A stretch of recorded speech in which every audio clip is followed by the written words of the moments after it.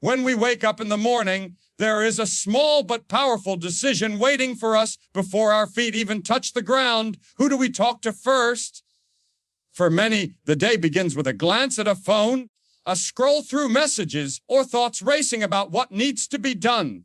But what if the first voice we sought was not the noise of the world, but the voice of God? What if our first conversation of the day set the foundation for everything else that follows? Talking to God first is not just a spiritual discipline. It is an invitation for Him to take His rightful place in our lives at the very center. There's something sacred about the early hours of the day. Before the demands begin, before the pressures mount, and before the world lays claim to our time, there is a window of stillness. In that stillness, God is waiting to be acknowledged. When we give Him those first moments, we are saying, Lord, I trust You more than I trust myself. I depend on You more than I depend on my plans. I want You more than I want control. That act of surrender in the beginning gives strength for the hours ahead. Think about how easily our emotions can set the tone for the entire day. If the first thing we encounter is stress, frustration, or worry, our whole outlook can spiral downward. But if the first thing we do is open our heart to God, our perspective shifts. Instead of reacting to life, we begin responding with peace. Talking to God first fills us with calm before chaos comes knocking. It gives us a spirit of readiness instead of restlessness. When you talk to God before anyone else, you are essentially choosing the anchor before the storm. You're building on a solid rock instead of shaky ground. It doesn't mean the day will be perfect, but it does mean you'll walk through it with a strength not your own. You'll find yourself calmer in conversations, steadier in decisions, and kinder in your responses. Why? Because the first voice you allowed to influence you was the voice of your heavenly Father. This is why Jesus often withdrew early in the morning to pray. Even He, the Son of God, showed us the importance of aligning with the Father before facing the crowds, the critics, and the challenges of the day. If He needed to talk to God first, how much more do we? Those quiet moments with God prepare us for the loud demands of life. It is in prayer that our hearts are steadied, our burdens are lifted, and our direction is clarified. Some may say, but I don't have time. My mornings are rushed. My schedule is packed. Friend, if your day is too busy to start with God, then your day is too busy. The truth is, giving Him even a few minutes first thing in the morning can transform the rest of your hours. Just whispering, Lord, guide me today. Give me strength. Help me to reflect You can open doors of peace you never expected. It's not about long prayers filled with perfect words. It's about honest connection with the one who loves you most. And the beauty is, when you form this habit, it becomes second nature. Instead of your first instinct being to check the news or social media, your spirit will lean toward prayer. You'll begin to notice that when challenges arise, your reflex is not panic, but prayer. You'll stop saying, well, all I can do is pray, and start realizing, the best thing I can do is pray. And I already did. Talking to God first puts Him in the driver's seat. It reminds us that we are not alone, and we don't have to carry the weight of the world on our shoulders. The first conversation of the day matters because it sets the rhythm for everything that follows. When you invite God into your morning, you're not just asking Him to bless your day, you're inviting Him to lead it. And when He leads, He never leads you astray. So tomorrow morning, before the rush begins, before your thoughts scatter, before you speak to anyone else, pause and talk to God first. That single choice can change the entire course of your day. Because the first voice you hear often determines the last voice you remember, there is something in the human heart that longs for direction. We all face choices every single day, some small and simple, others heavy and life-changing. And when those decisions come, our first instinct is often to reach for advice. We ask a friend, we search for answers online, we lean on our own experience, or we simply follow whatever feels right in the moment. But the truth is, as wise or well-meaning as people may be, their vision is limited. They can only see what's in front of them. Only God sees the whole picture. Only He knows the beginning from the end. And that's why talking to him first, seeking his counsel before we turn anywhere else, changes everything. When you bring your questions to God, you are going to the one who has infinite wisdom. He knows the doors you should walk through and the ones you should avoid. He knows the opportunities that are blessings and the ones that are traps. He knows the hearts of people you can't read, the motives you can't see, and the outcomes you can't predict. When you talk to him first, you're not guessing your way through life. You're being guided by the very hand that formed it. So many times, we complicate life by leaning on human understanding. We chase after advice from everyone else and only turn to God when the path is unclear or when we're already in trouble. But when we learn to reverse that order, to come to him first, to ask him before we act, we discover a peace that cannot be found anywhere else. His guidance doesn't just show us where to go. It steadies our hearts while we're getting there. Have you ever noticed how quickly our minds can spiral with questions when a decision is ahead? Should I take this job or stay where I am? Should I trust this person or hold back? Should I step forward in faith or wait for a better time? The weight of choice can be overwhelming. But when you invite God into that moment, the pressure shifts. It's no longer about you having all the answers. It's about trusting the one who does. Prayer takes the burden of, I must figure this out, and places it into the hands of the Father who says, I already know. And it's not just the big decisions. Even in the smallest matters of the day, God delights in being our counselor. When you ask him for wisdom in how to respond to a difficult coworker, he gives patience. When you ask him for guidance in handling your finances, he provides clarity. When you seek his help in raising your children, he gives strength and grace. It's not that he removes every problem. It's that he equips you to face them with a wisdom higher than your own. The danger of skipping this step, of not talking to God first, is that we can easily mistake good things for God things. Something may look right, feel right, even sound right, but without God's confirmation, it can lead us down a path of regret. People can affirm us, culture can applaud us, and our emotions can convince us. But if God has not approved it, it will not stand. That's why prayer is so critical. It clears the fog of our emotions and aligns us with truth. And here's the beautiful thing. God is not stingy with his wisdom. He is not reluctant to guide his children.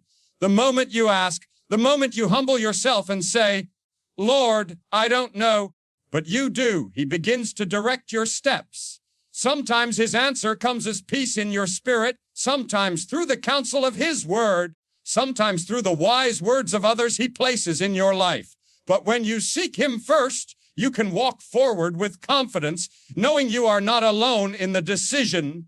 Life is too uncertain, too fragile, too complex to rely on human advice alone. We need more than opinions. We need divine direction. And the promise of God is that if we seek him first, he will guide us. He will never lead us into harm. He will never misdirect us, and he will never fail us. Every time you bring your choices before him, you are declaring your trust that his way is better than yours. So before you rush to ask others, before you lean on your own understanding, pause and talk to God first.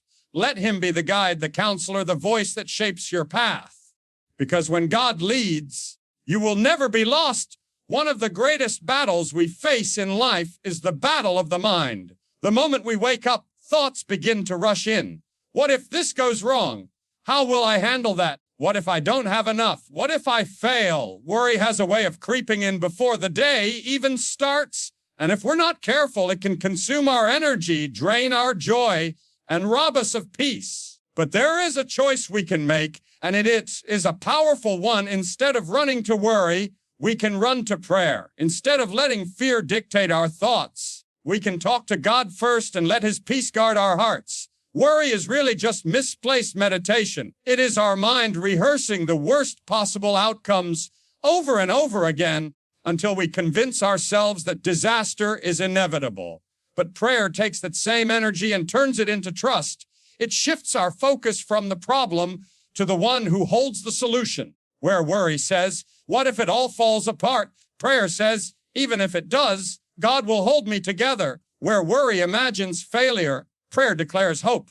The truth is, worry has never solved a problem. It has never healed a sickness, never paid a bill, never fixed a broken relationship. All worry does is steal today's peace by borrowing tomorrow's trouble. But prayer does the opposite. It brings the weight of tomorrow and places it in the hands of God. Prayer says, Lord, I don't know how this will turn out, but I trust you with it. I trust you with my family, my health, my future, my needs. And in that moment, the grip of worry begins to loosen. There's a reason the scripture tells us, be anxious for nothing, but in everything by prayer and supplication with thanksgiving, let your requests be made known to God. It doesn't say ignore your problems. It doesn't say pretend they don't exist. It says take them to God. It says turn anxiety into conversation, turn fear into faith, turn worry into worship. That shift doesn't change the situation instantly, but it changes us. And when we are changed, the situation no longer has power over us. Think about it this way. When a child is afraid in the dark, what gives them comfort is not the removal of the darkness. It is the presence of their parent. They rest not because the night is gone, but because they know someone who loves them is near. Prayer works the same way. When you talk to God first, you may still be walking through the unknown, but you are no longer walking alone. His presence gives peace greater than understanding, peace stronger than fear, peace deeper than worry. The enemy wants you trapped in cycles of anxiety because he knows a worried Christian is a weakened Christian. When your mind is filled with fear, your faith is paralyzed, but when you pray first, you take authority over that cycle. You remind yourself that God is bigger than the storm, stronger than the struggle, greater than the mountain. Worry magnifies the problem, prayer magnifies the solution. And when you magnify God, the problem begins to shrink. Maybe today you are carrying something heavy. Maybe it's uncertainty about the future. Maybe it's concern for a loved one. Maybe it's financial pressure or health struggles. Friend, you don't have to carry it alone. Worry will only weigh you down more, but prayer will lift you up.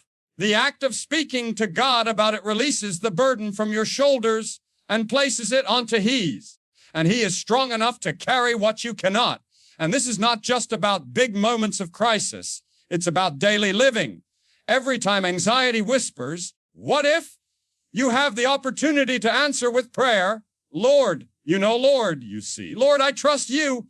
Over time, your first instinct will no longer be worry, but prayer. Instead of rehearsing fear, you'll begin rehearsing faith. Instead of spiraling into doubt, you'll spiral into worship.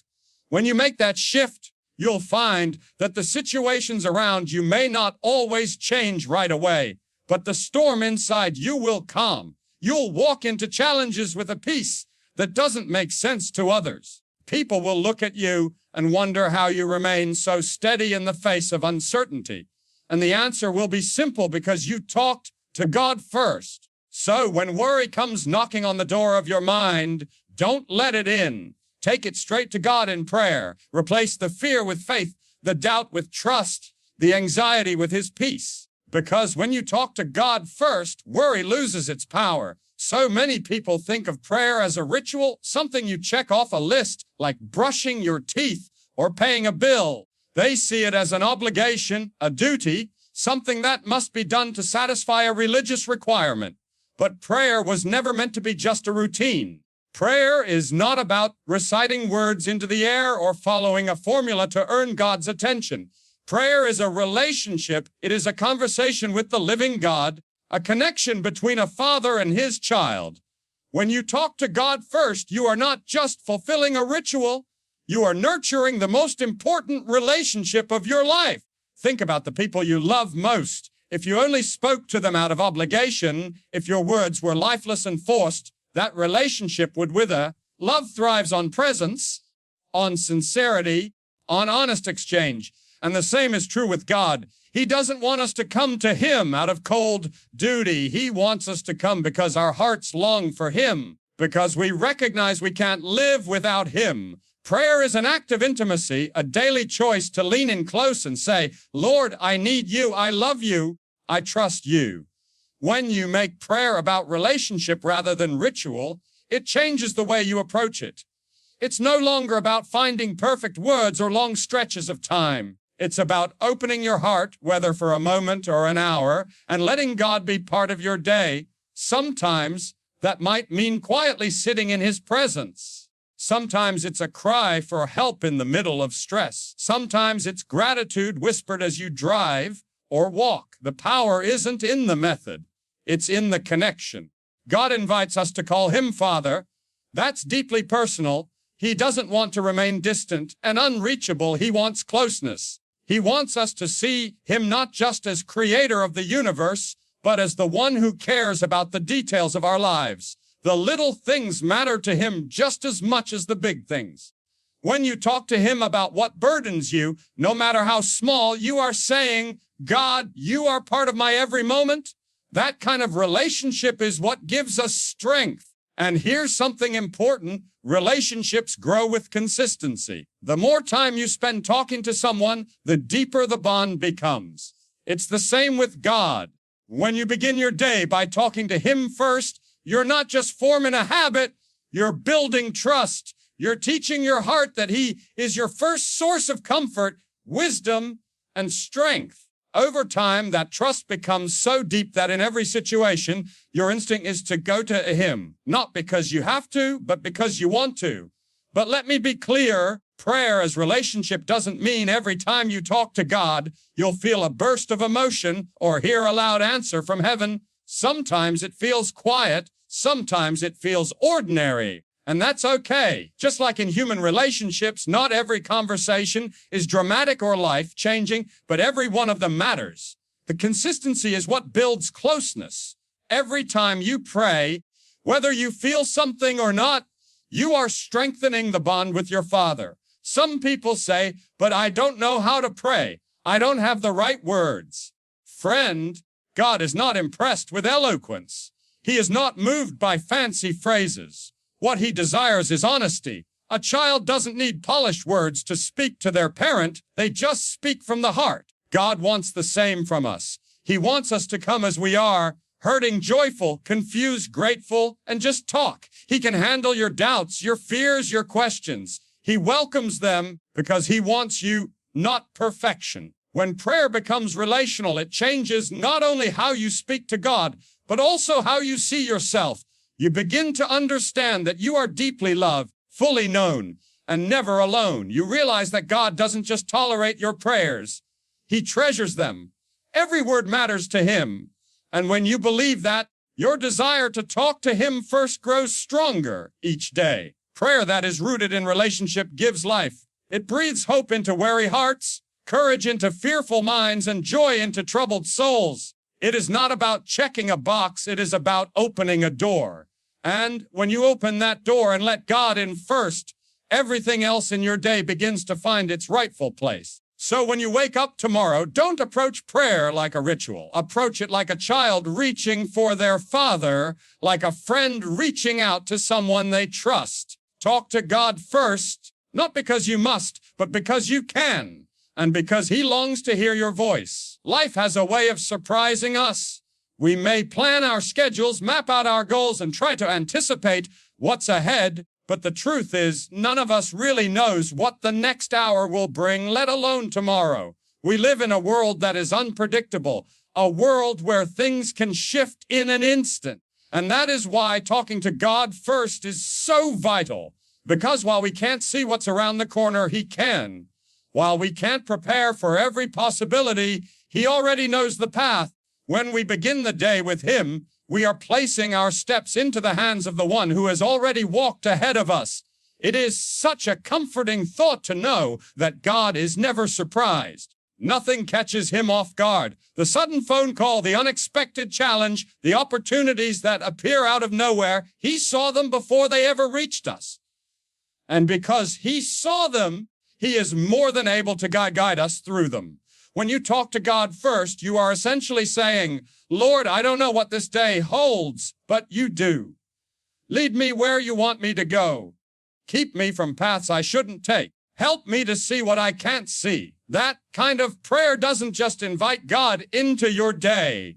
It releases you from the burden of having to figure it all out alone. We often think guidance from God comes only in dramatic moments, but more often than not, it comes quietly. It's in the gentle nudge to pause before speaking. It's in the sudden reminder to encourage someone who's struggling. It's in the deep sense of peace when you know you've chosen the right path, or the uneasiness when you've stepped into something you shouldn't. That is the Spirit leading, the quiet direction of a God who loves his children too much to leave them wandering. But we become sensitive to that direction when we start with him, when we give him the first conversation of our day. The truth is, when we don't talk to God first, we easily drift into relying on our own wisdom. And our wisdom, as much as we'd like to believe otherwise, is limited. We can make decisions based on what looks good, feels good, or seems right in the moment, but later discover we missed something critical. But when we let God lead, his wisdom reaches beyond the surface. He doesn't just guide based on what is convenient, he guides based on what is eternal. He knows not just where the road begins, but where it ends. And isn't that what we long for in our hearts? To know that the choices we're making are the right ones. To walk with confidence, not constantly second-guessing ourselves. That confidence doesn't come from knowing all the answers. It comes from knowing the one who does. Talking to God first gives us that assurance. It allows us to step into the unknown with faith instead of fear. This doesn't mean the path will always be easy.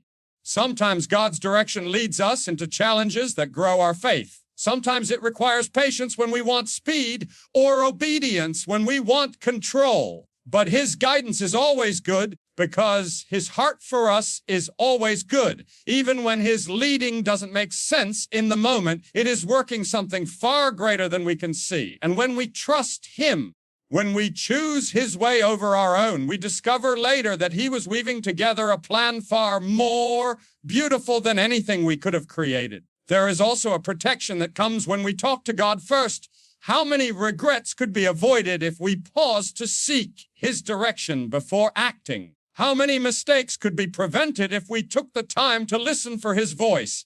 God is not just interested in leading us toward blessings. He is also faithful to steer us away from dangers we cannot see. When you begin your day with him, you're not just asking for wisdom. You're asking for his covering, his shield, his hand to guard your steps. And perhaps one of the most powerful aspects of talking to God first is the calm it brings to your spirit. When you know you are walking in his direction, fear loses its grip. You may not know the details, but you know the shepherd. You may not see the path clearly, but you trust the guide. And that trust gives you courage to face whatever comes because your confidence isn't in yourself, it's in him. So tomorrow and every day that follows, remember this: you don't know what the day holds, but God does. He has already gone ahead of you, and he is waiting for you to ask him to lead. When you talk to him first, he will guide your steps, protect your heart, give you the wisdom you need for every moment. Because when God leads the way, you will never walk in the wrong direction. One of the most powerful testimonies of a life of faith is not found in the words we speak, but in the priorities we keep. People watch us more closely than we realize. They notice what matters most to us, what we give our attention to, what we put first. And when others see that we begin our days by talking to God first, it speaks louder than any sermon we could ever preach. It is a witness that our dependence is not on ourselves, not on the world, not even on the people around us, but on the living God. We live in a time when everyone is looking for answers, for stability, for hope. The world feels uncertain, and people are desperate for something they can trust. And when they see someone who carries peace in the middle of chaos, joy in the middle of hardship, calm in the middle of storms, it makes them wonder, what's different about them? That difference is not personality or strength of will. It is the habit of putting God first. It is the quiet but powerful declaration that says, before I face the world, I choose to face my Father. The witness of faith is not about perfection. None of us gets it right all the time, But when people see that our first instinct is to turn to God, that even in our weakness we choose His presence, they are drawn to the source of that strength. Our lives become a living invitation. We don't have to force the message. We simply live it, and God uses it. When you talk to God first, your attitude changes, your responses change, and your perspective changes. And those changes do not stay hidden. They overflow into the way you treat your family, the way you handle your work, the way you respond to challenges. Without even realizing it, you become a light pointing others toward Him. That is why starting with God is not just about your own walk, it is about your influence on those around you. Think about how powerful it is for a child to see their parent beginning the day in prayer. That image plants a seed that can grow for a lifetime. Or for a coworker to notice that instead of panicking under pressure, you pause to pray. Or for a friend to realize that before you give advice, you seek wisdom from God. These moments may seem small, but they speak volumes. They say, without words, my hope is not in me, my hope is in Him, and this witness of faith goes beyond those who know us personally. It extends into every space we step into. The way you carry yourself in public, the way you speak online, the way you handle difficulties, all of it reflects where your foundation lies. People may never step foot in a church, but they will encounter your life. And your life can point them to God in ways you may never even realize. It's also important to remember that putting God first in prayer is not about showing off or trying to look spiritual. Jesus warned against praying to be seen by others. The witness of faith is not about performance. It is about authenticity. When prayer becomes the foundation of your life, the evidence will be undeniable, not because you flaunt it, but because the fruit shows genuine peace, patience, kindness, and strength flow out of a heart that seeks God first, and that fruit is what draws others. There will be times when people ask you directly, how do you stay so calm? How do you keep going with joy even when things are hard? And in those moments, you will have the chance to point them to the one who gives you strength. But even when they don't ask, your life will still speak. Every morning you choose to talk to God first. You are not only shaping your day, you are shaping your witness. You are showing the world what it looks like to live with faith that is alive, active, and real. This is why the decision to talk to God first is never just about us. It ripples outward. It encourages others, inspires others, and invites others to seek Him too. Our quiet time with God may feel personal, but its impact is public. And that impact can change families, communities, even generations. So don't underestimate what happens when you talk to God first. Don't underestimate how your choice to prioritize Him speaks to the people around you.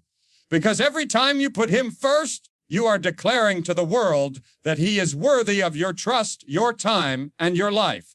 And that witness can lead others to put Him first too.